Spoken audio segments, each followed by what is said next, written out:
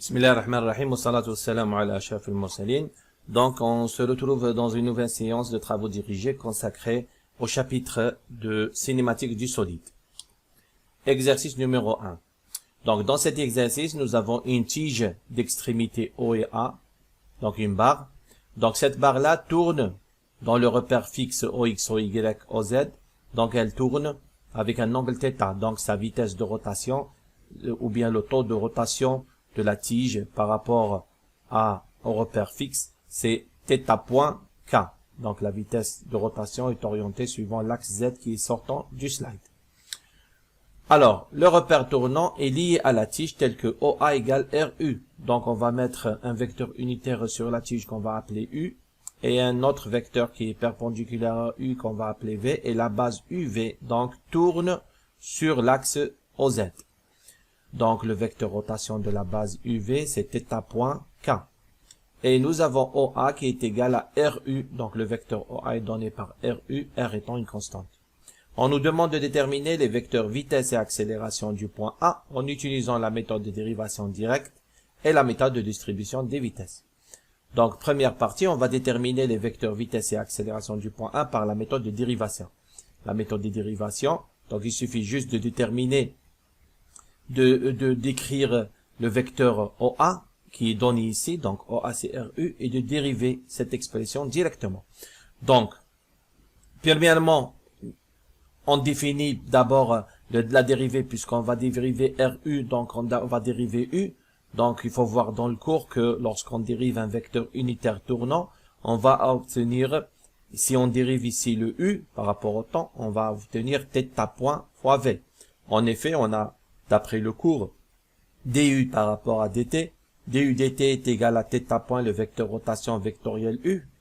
On dérive un vecteur unitaire, on prend le produit vectoriel du vecteur taux de rotation par le vecteur lui-même.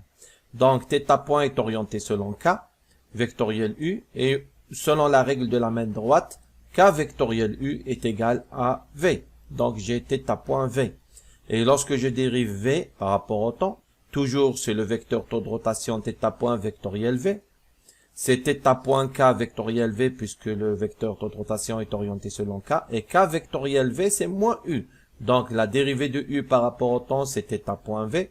Et la dérivée de v par rapport à temps, c'est moins θ.u. Ça, c'est toujours valable dans le plan. Donc, la dérivée de OA, si je cherche le vecteur vitesse de OA par rapport au repère fixe R, c'est la dérivée de l'expression RU par rapport au repère fixe. C'est R, la dérivée de U par rapport à dt, puisque R est une constante. Et du dt, c'est θ.v. Donc, directement, c'est R θ.v.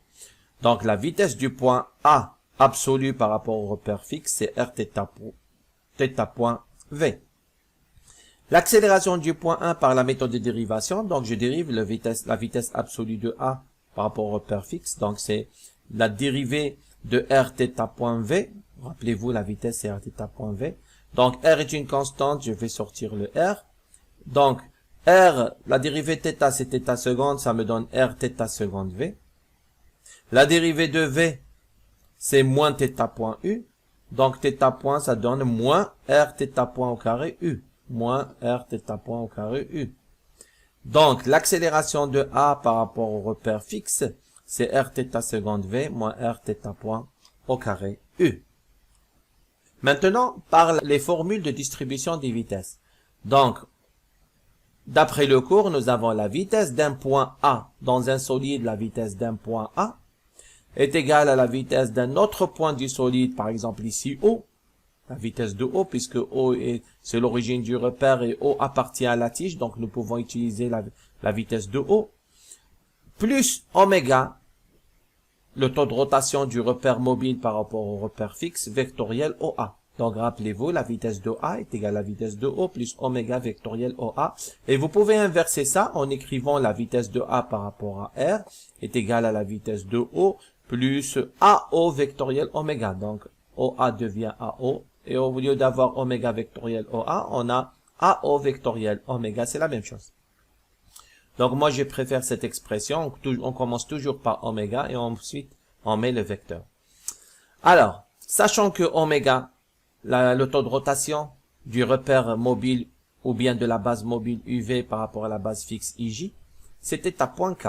Et la vitesse de O, comme O c'est le centre du repère fixe, donc c'est 0. Donc directement, donc j'aurai la vitesse de A, c'est oméga vectoriel OA. Je remplace oméga par sa valeur, c'était à point K.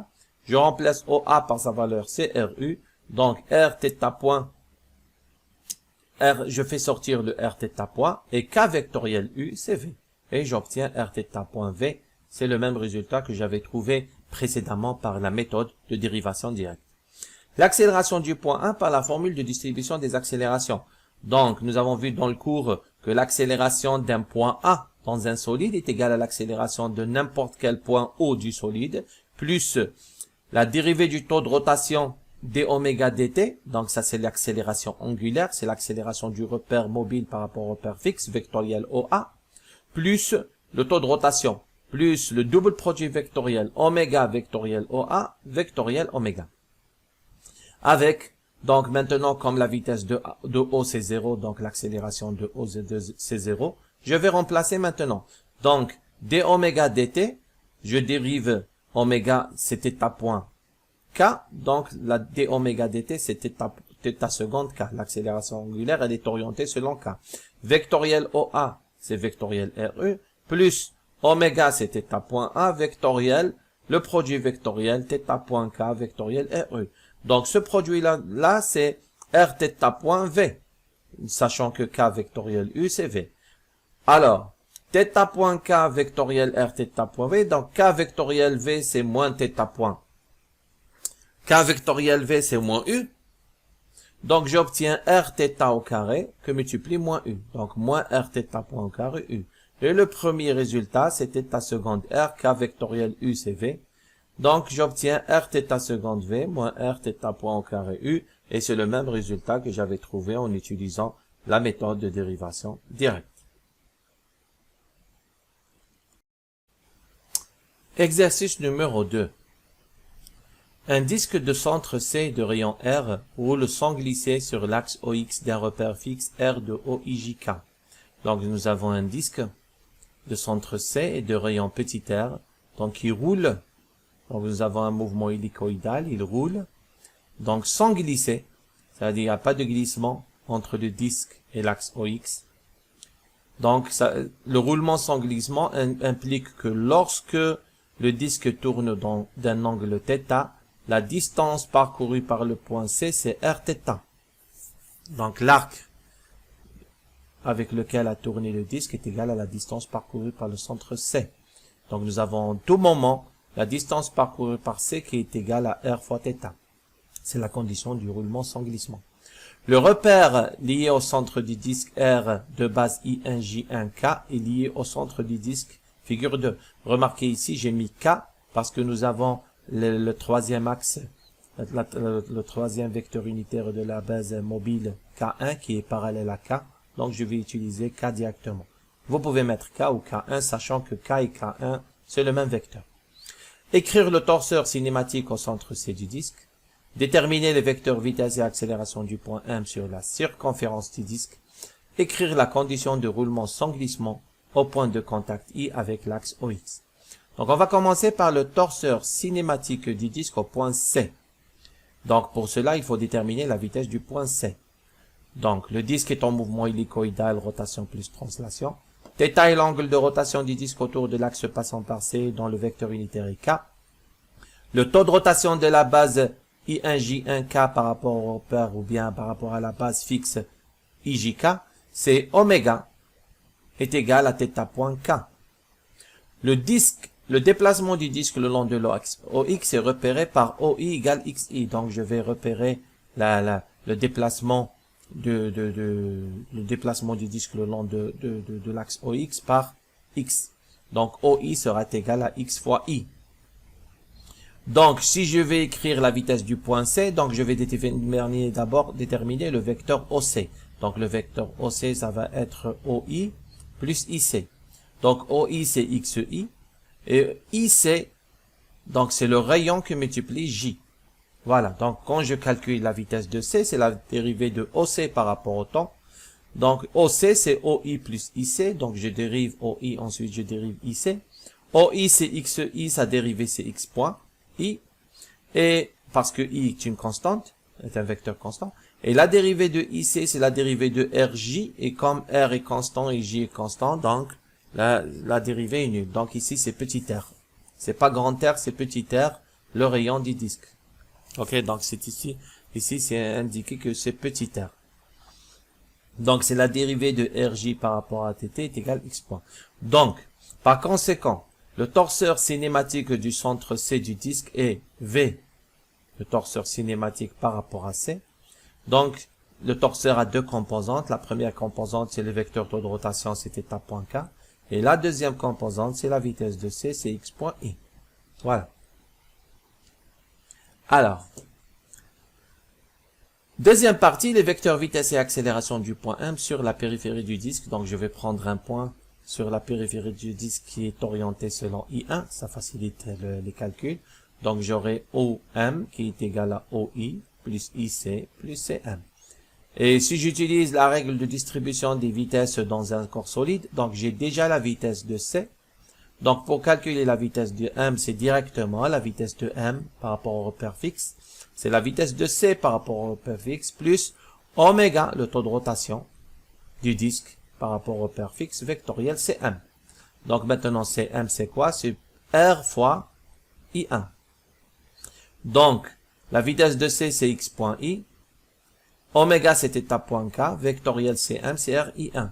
Donc, en utilisant la règle de la main droite, donc K vectoriel I1, ça me donne J1. Donc, le résultat, ça me donne x point I plus Rθ point J1. Donc, sachant que, bien sûr, il faut voir le cours, que les composantes de I1 et J1 par rapport à IJ, c'est, pour I1, c'est cosinus θI plus sinus θJ, et pour J1, c'est moins sinus θI plus cosinus θJ. Donc, c'est les formules qui permettent le passage de la base I1 vers la base IJ. Accélération du point M. Donc, pour ça aussi, je vais utiliser la règle de distribution des accélérations dans un corps solide. Donc, l'accélération du point M est égale à l'accélération du point C, plus la dérivée du taux de rotation, du vecteur taux de rotation oméga vectoriel Cm, plus le double produit vectoriel oméga vectoriel Cm. Donc, oméga, c'est θ point K, donc sa dérivée, c'est directement θ seconde K. L'accélération de C, c'est la dérivée de x point I, donc c'est x2 point I. Donc, nous avons la vitesse de C qui est x point I, donc son accélération, c'est x2 point. Je dérive directement le x point, ça devient x2 point.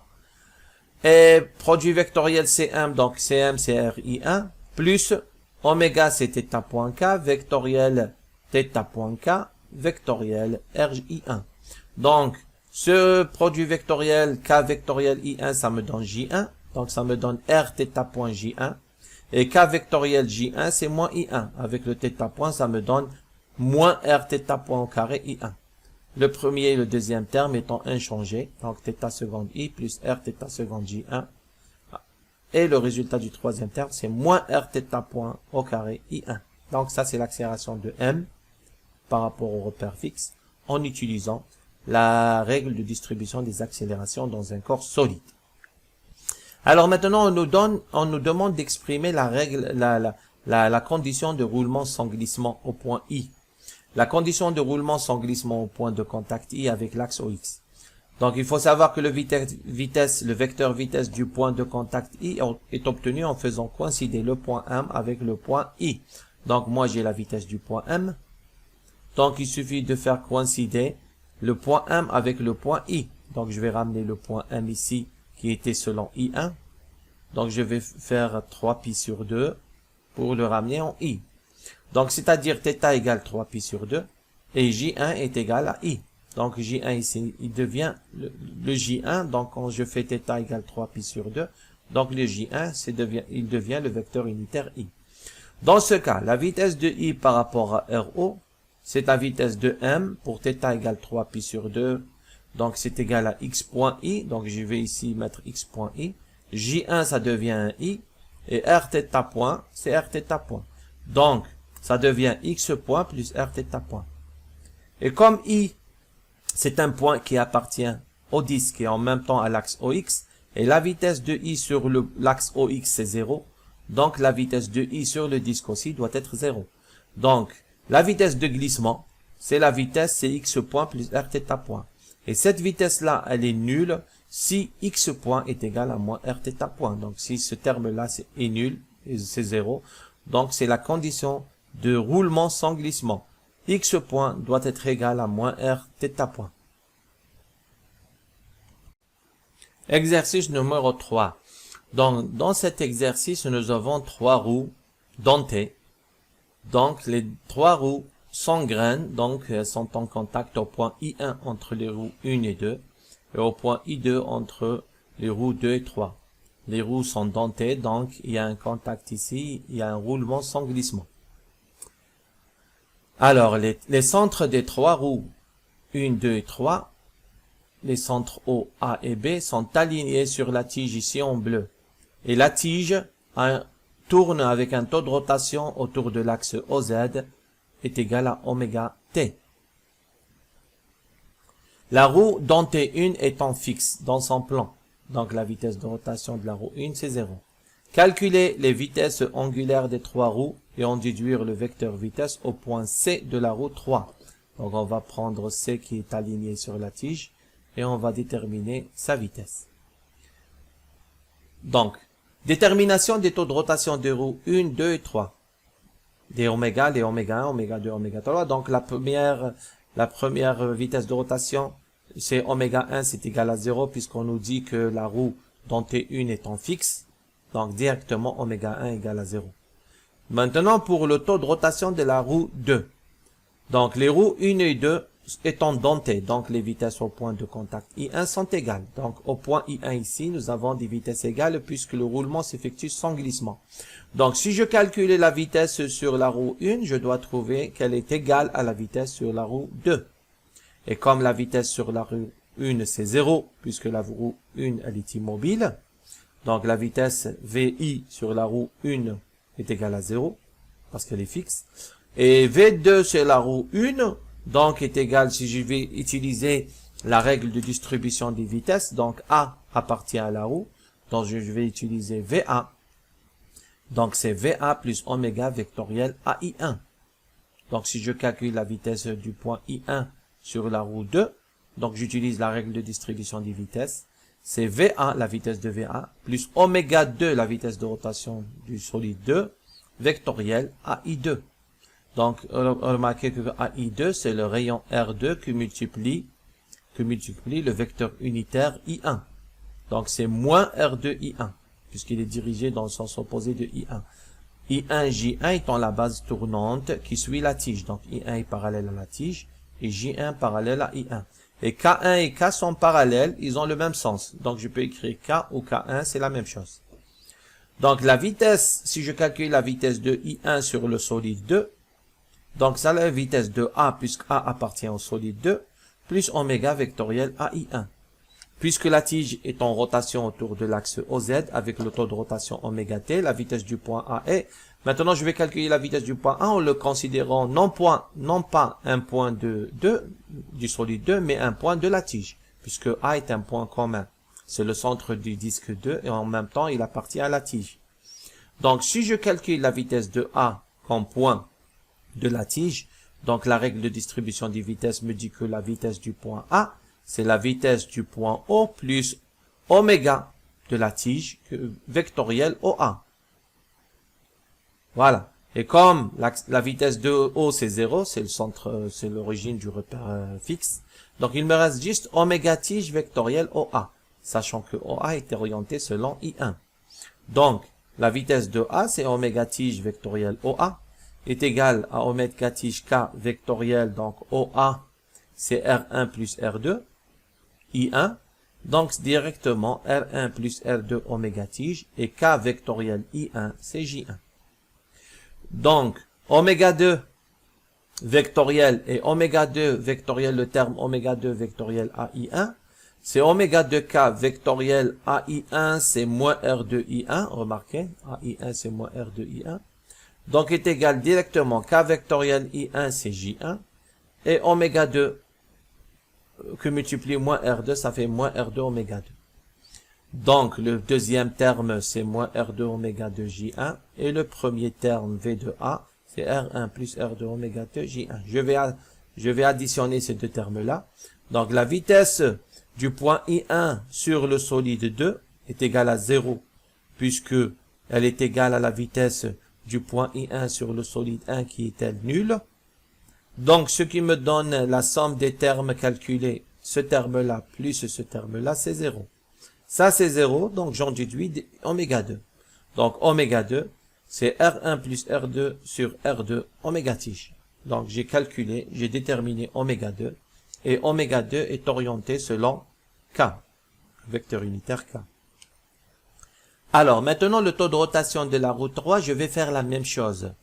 Je vais prendre le point I2 qui est commun au solide 2 et au solide 3, et je vais dire que il y a un roulement sans glissement au point I2, donc les vitesses sont égales. Donc je vais prendre la vitesse de I2 par rapport sur le solide 2. Ensuite, je vais prendre la vitesse de I2 sur le solide 3 et je vais mettre une égalité entre les deux vitesses et j'en déduis oméga 3. Donc, je commence.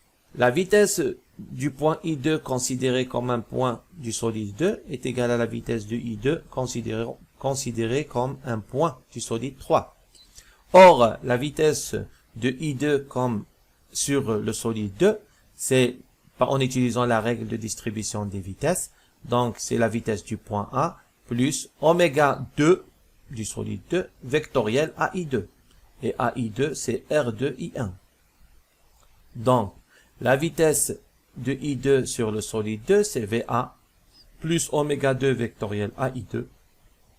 Avec VA qui a déjà calculé, c'est R1 plus R2 oméga T, J1. Donc, le deuxième terme oméga 2 vectoriel AI2, c'est oméga 2K vectoriel R2 I1. Donc, AI2, voilà, AI2, il est orienté selon I1, c'est R2 I1. Ça me donne R2 oméga 2 K vectoriel I1 J1. Donc, le premier terme, le deuxième terme, j'additionne. La vitesse du point 2 sur le solide 2 du point I2, c'est R1 plus R2 oméga T J1 plus R2 oméga 2 J1, c'est égal à R1 plus R2 oméga T plus R2 oméga T J1. Et là, je peux remplacer oméga 2 par sa valeur. J'avais trouvé précédemment que oméga 2, c'était R1 plus R2 sur R2 oméga T.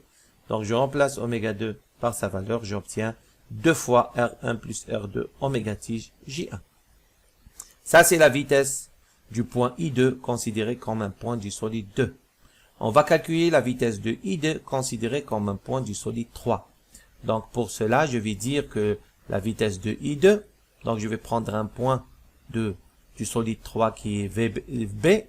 Donc, je vais dire que la vitesse de I2, c'est la vitesse du point B plus oméga 3, taux de rotation du solide 3, vectoriel BI2. Voilà, VB plus oméga 3 vectoriel BI2. Oméga 3, elle est orientée selon K. Le VB, je vais le calculer en utilisant la tige, puisque B c'est un point de la tige, donc c'est directement oméga tige vectoriel OB. OB c'est R1 plus 2 fois R2 plus R3 I1. Voilà, donc VB, la vitesse du point P c'est oméga tige vectoriel OB. C'est oméga TK, vectoriel R1 plus 2R2 plus R3 I1. Donc, c'est oméga T R1 plus 2R2 plus R3 et K vectoriel I1, c'est J1. Maintenant, il me reste le deuxième terme, oméga 3 vectoriel BI2. Donc, oméga 3K vectoriel. Donc, BI2, remarquez que BI2, c'est moins, il est dirigé dans le sens négatif de I1, c'est moins R3 I1. Donc, oméga 3K vectoriel moins R3 I1. C'est égal à moins oméga 3 R3 et K vectoriel I1, c'est J1. Ce qui donne à la fin la vitesse du point I2 considéré comme un point du solide 3, de la roue 3, c'est égal à R1 plus 2R2 plus R3 oméga T, donc ce terme-là, moins oméga 3 R3 J1. Donc, j'écris l'égalité maintenant des vitesses.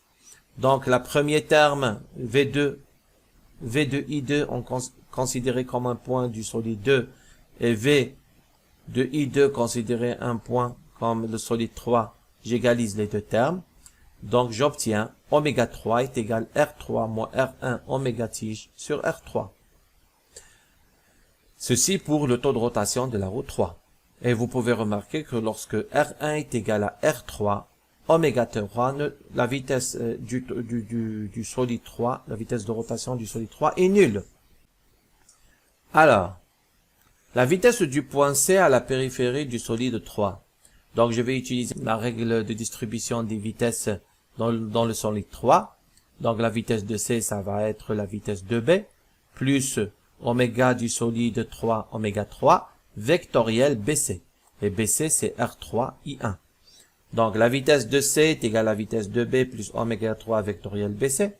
La vitesse de B, je l'ai, c'est R1 plus 2R2 plus R3 oméga T. Et oméga 3, je remplace oméga 3 par sa valeur, c'est R3 moins R1 sur R3 oméga T K. Vectoriel BC, c'est R3I1. Donc, K vectoriel I1, ça donne J1. Donc, le résultat, j'aurai ce terme-là, plus ce terme-là. Et en remplaçant, donc en faisant la somme de ces deux termes-là, je vais obtenir 2 fois R2 plus R3 oméga T J1. Et ça, c'est la vitesse d'un point C sur la périphérie du solide 3. L'exercice numéro 4. Dans cet exercice, nous avons une toupie qui tourne autour de son axe de révolution OZ1 d'un taux de rotation phi point. Et en même temps, elle tourne autour de l'axe OZ d'un taux de rotation psi point. Donc, nous avons la première rotation, c'est phi point qui est orienté selon K1. Et nous avons le deuxième taux de rotation, c'est psi point qui est orienté selon K. Et on nous demande de calculer le module de la vitesse angulaire oméga de la toupie par rapport au sol et l'angle que fait celle-ci avec la verticale. Donc ici, j'ai une double rotation. La toupie tourne autour de son axe de révolution, en même temps, elle tourne autour de l'axe OZ. Donc je vais appeler oméga 1 le taux de rotation de la toupie autour de son axe de révolution, c'est phi point K1. Et je vais appeler oméga 2 le taux de rotation de la toupie autour de OZ, c'est psi point K. Et la somme des deux taux de rotation, c'est oméga. Et oméga, elle fait un angle alpha avec la verticale OZ. Alors, sachant que θ que fait l'angle, l'axe OZ1 avec l'axe OZ est constant. Alors, donc oméga 1 est égal phi point K1 et oméga 2 égale psi point K. Donc la vitesse de le taux de rotation global, c'est la somme des deux taux. Oméga est égal phi point K1 plus psi point K. Pour calculer le module de oméga, on me demande le module de oméga, je dois faire racine de oméga scalaire oméga, ou bien la racine de oméga carré. Donc quand je vais calculer oméga au carré, je vais avoir ça au carré, plus 2 fois phi point psi point K1K. Donc je dois calculer K1K produit scalaire. D'abord, je dois calculer le produit scalaire de K1K pour voir ce que ça donne. Alors le produit scalaire de K par K1, c'est le module de K qui était 1. Que multiplier le module de K1, c'est 1, c'est cosinus θ. Θ étant l'angle entre K et K1. Donc, le produit scalaire K1, ce n'est que cosinus θ. Je reviens au module de oméga. C'est la racine de oméga scalaire oméga. Donc, j'écris racine de oméga au carré. Ça me donne phi point au carré plus psi point au carré plus 2 fois phi point psi point. K1 scalaire K, c'est cosinus θ directement. Et ça, c'est le module de oméga. Maintenant, on me demande de calculer l'angle que fait oméga avec la verticale. Donc, je fais le produit scalaire oméga k. Oméga k, donc oméga, c'est la résultante des deux taux avec l'axe OZ, la verticale. Donc, je trouve que oméga scalaire k, c'est oméga, module de oméga que j'ai déjà calculé. Que multiplier le module de k, c'est 1, que multiplier cosinus alpha. D'où je déduis le cosinus alpha qui est égal à oméga scalaire k sur le module de oméga. Et oméga scalaire k, c'est phi point K1 plus psi point K pour oméga scalaire k. Donc, phi point K1K, c'est cosinus θ. Donc, ça donne phi point cosinus θ. Et K scalaire K, c'est 1 plus psi point. Donc, ça me donne phi point cosinus θ plus psi point sur le module de oméga qui a été déjà calculer. Et ceci termine la série consacrée au TD de cinématique du solide. Merci pour votre attention. Salam alaikum wa rahmatullahi ta'ala wa barakatuh.